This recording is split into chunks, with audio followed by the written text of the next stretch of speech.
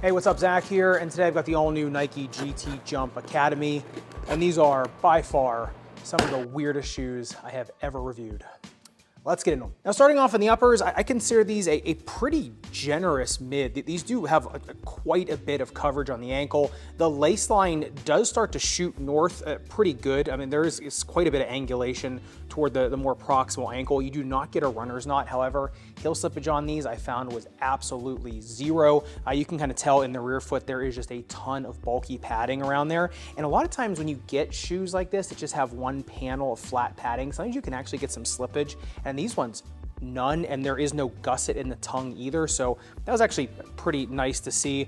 The tongue does have 2 layers of padding. I didn't have any lace irritation with this whatsoever. The laces do go through one slot in the tongue, so it does stay pretty well put, but obviously I'd prefer it to be gusseted. As you go through the rest of the uppers, it's just a lot of chunky textile mesh going all the way through the shoe. And underneath of it, there's some pretty significant backing underneath of there. Look at this thing on the breathability test. It did heat up 123.1 degrees, and really, the most egress was coming out from both sides of the tongue, right? Because there's no gusset there, so there's pretty good egress points.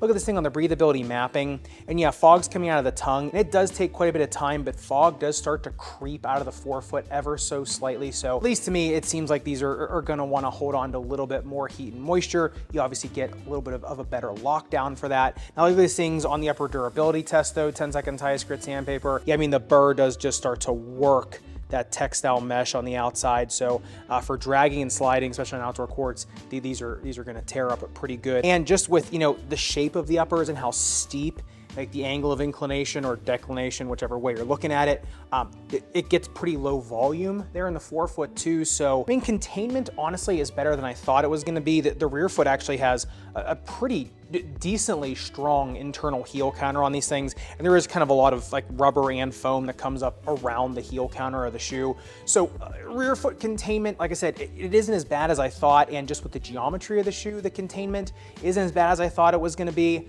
However, in terms of long-term use in these and how much force you're putting into them, we'll get into some of the issues I think that you might run into in the midsole. And so on that note, looking at these things on the midsole teardown, so you do get dual layers of foam on there. They really do not feel all that much different. It does feel like a pretty doughy Phylon underfoot. It looks like Phylon on the microscope.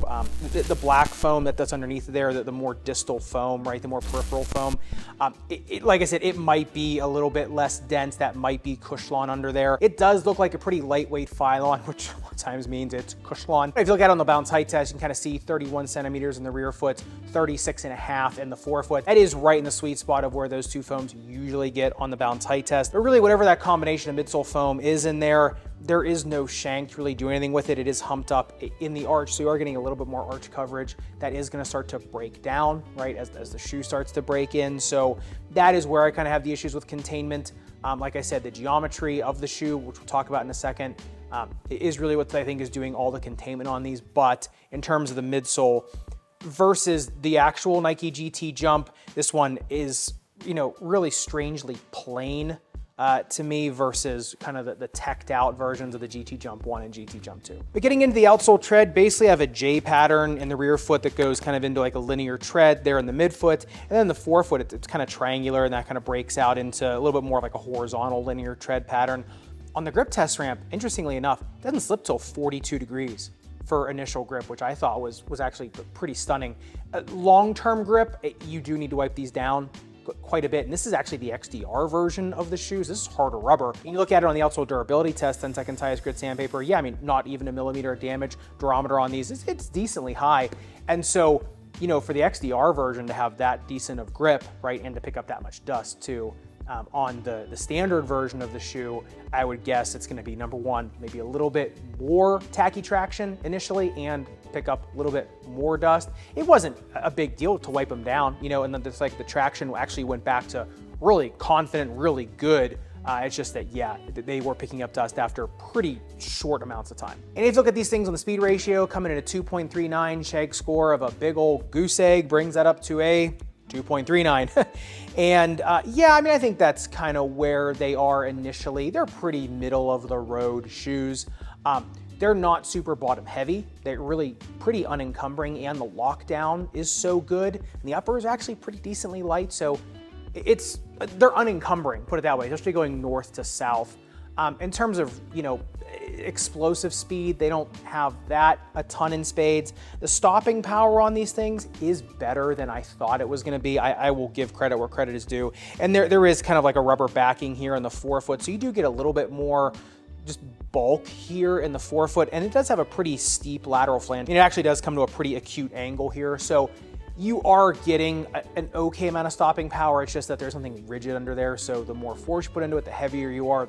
Like I said, the bigger the lever arm, I think the more these are gonna wanna buckle, but I will say they were better than I thought they were gonna be. But by far the most bizarre part of these shoes comes in their fit. Now, number one, they only have a 4-degree inflare. These things are about as straight of a last as you can get in a basketball shoe, which produces a lot of the stability in them because it is a full-length tread pattern, and the vast majority of the shoe is pretty flat to the ground, so that's what's producing a lot of the feelings of stability. Now, they do come in really long at 29.3 centimeters in length, 9.7 centimeters metatarsal width, only 10.5 centimeters of toe box width though, and then a 31-degree toe box taper. So remember, this is the XDR version or the EP version, so a lot of times they're a little bit wider in the midfoot, but the length on them and then the taper, not only from the metatarsals to the toe box, which normally that is 1 centimeter, right? Like if it's 9.7 in the metatarsals, typically it's gonna be 10.7 in the toes. This one is a couple millimeters less. And then when we're talking about a toe box, those couple millimeters really count. And then it's way more tapered. So yeah, I mean, these actually, plus the low volume, there's some concern for scrunching here. So I'd say if you're a narrow foot, on the standard shoe, I guess you can still go down a half size in them, but they're just gonna start to crank in on you. So I wouldn't go down a half size because they lock down okay. So I'd go true to size. A medium, I'd go true to size on these.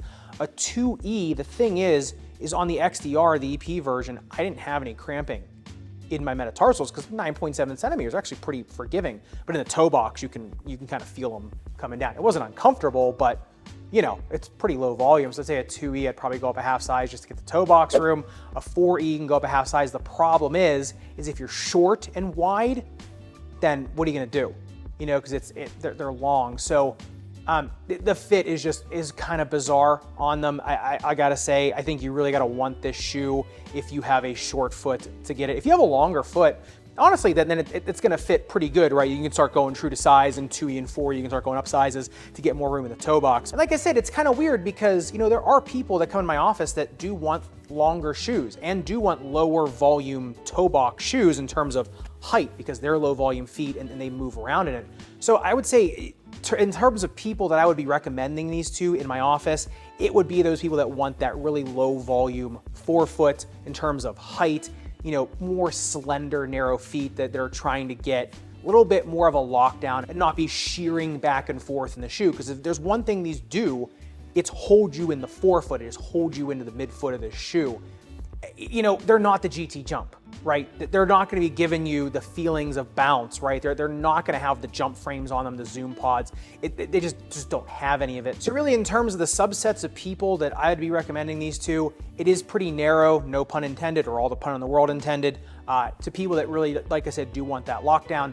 Like I said, you can put an orthotic in these if you want to get a little bit more jump force in them, a little bit more of a diving board effect, things like that. So you can augment them. That also will help a little bit with containment. Like I said, that containment is all about the geometry of the shoe. It's because it's a straight last. And because, like I said, that lateral flange is actually pretty sharp. So once you start breaking the midsole foam down, then that's when I'd be really concerned about these in terms of instability. So yeah, I mean, they occupy a space in the market. It is a very narrow space in the market. It's niche, but it is there. I once again asked the question though, like, where was the want for this? Kind of like, the GT Hustle Academy, right? All the GT Cut Academies and the Cut Crosses and things like that. I really want to know like where the market data was for these in terms of why these are being put out versus maybe something else that could have been put in its place. I genuinely want to know. I'm not being facetious. I'm not trying to be sarcastic. I genuinely would like to know. Like I said, there's a place for them, especially in my office, and I will be keeping them in the back of my head for people that want that specific volume, right? Long, slender, low volume feet. but I would be, making sure they're in orthotics as well in terms of I would be making a recommendation for these. So I'd love to hear your thoughts in the comments down below if you're any and all interested in these, especially if you're someone that is really a lover of the GT Jump line. Let me know in the comments down below. And if you want to see a fun little experiment I did with Steph Curry's Flow Foam shoes and how I kind of augmented those to kind of get the best of both worlds in terms of traction, make sure you click into this video up above and subscribe down below. Respect your rubber and foam. I'll see you somewhere in the Sneakerverse.